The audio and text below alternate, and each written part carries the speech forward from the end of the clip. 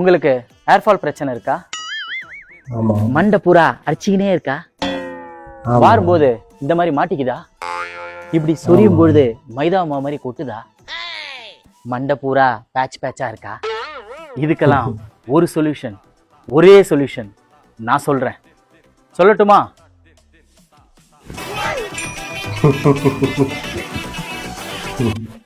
ஆமாங்க, முடி கொட்டுறதை நினச்சி ரொம்ப கஷ்டமாக இருந்துச்சு.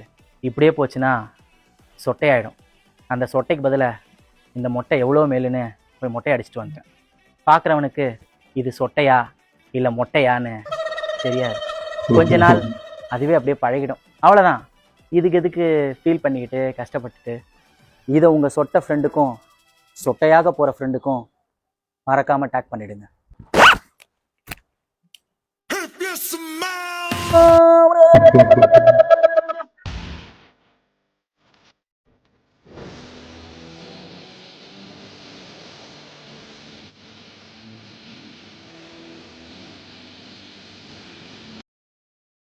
நானும் அப்படிதான். மொட்டை அடிச்சு முடி வளர்ந்துருக்கு. நீங்களும் உங்க ஃப்ரெண்ட்ஸுக்கு இந்த மாதிரி இருந்தா டேக் பண்ணி விட்டுருங்க.